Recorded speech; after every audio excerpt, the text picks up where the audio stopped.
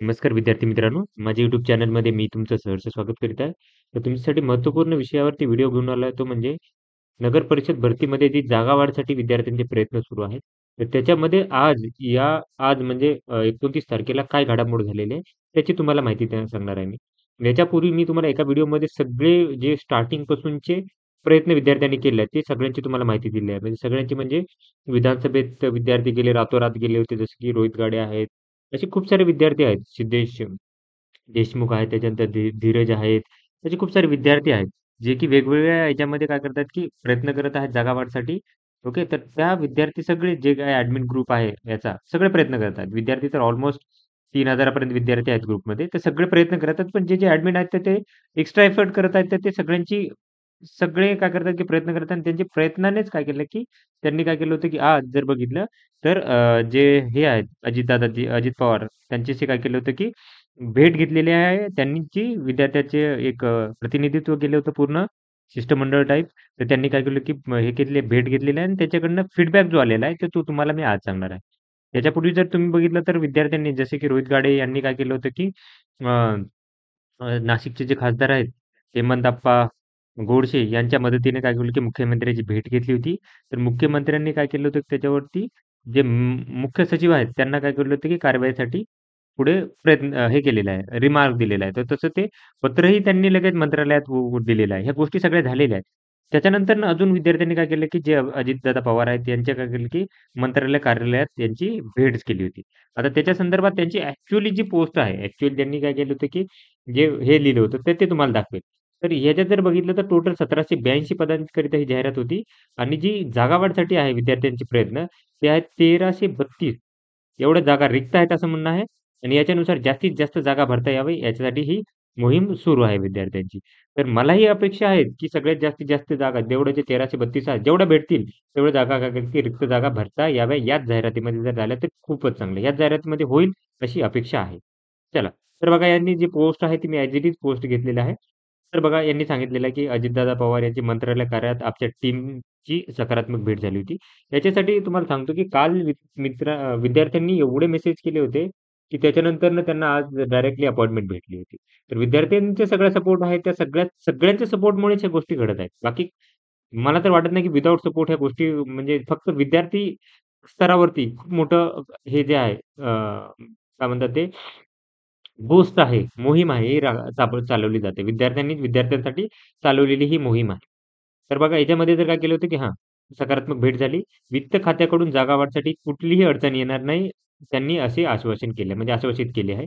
त्यामुळे आपल्या मार्गात कुठलाही अडचण येणार नाही. म्हणजे वित्त खात्याहून कुठलीही जर जागा वाढीचं जसं निघालं म्हणजे वित्त खात्याकडे जातं, तुम्हाला माहीत असेल तर. बट त्यांनी असं सांगितलं, की त्यांच्याकडून तर कुठलीही तुम्हाला अजिबात म्हणजे कुठलीही अडचण येणार नाही असं सांगितलं. तसेच सीएम साहेबाचा आदेश म्हणजे संपूर्ण सरकारचा आदेश असेही सांगितले. म्हणजे सीएम साहेबांनी जसं म्हणले, तसेच त्यांनी आदेश आहे असं म्हणलेलं आहे.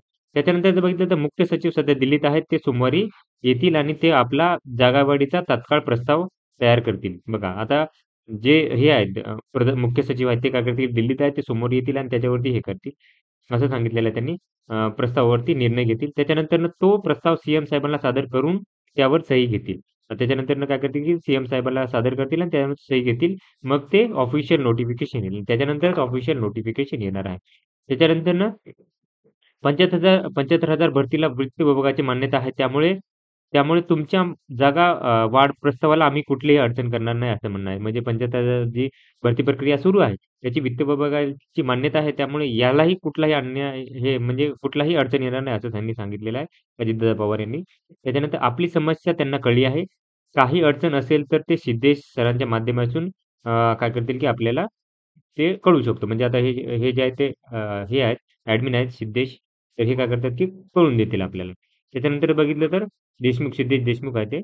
त्याच्यानंतर जर बघितलं तर आता एस-एम-एस करून आम्ही सर्वांचे हँग करू नका, अशी विनंतीही ओ-एस-डी यांनी केली. म्हणजे विद्यार्थ्यांनी खूप मेसेज केले होते. तुम्ही पाहाल तर तुम्ही जर Telegram चॅनल जाल, मी डिस्क्रिप्शनमध्ये लिंक देत आहे.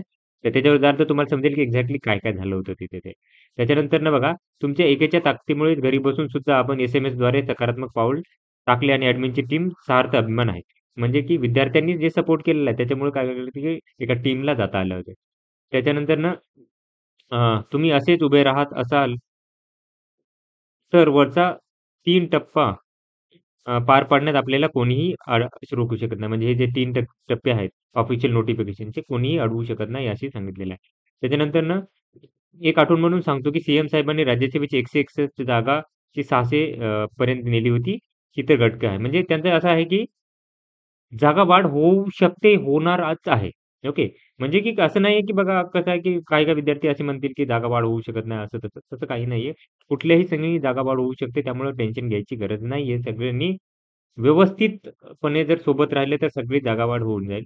त्याच्यानंतरनं असं सांगितलं आहे, की तुमच्या उत्तुंग प्रतिसादाबद्दल मनःपूर्वक आभार. ही यांची पोस्ट होती.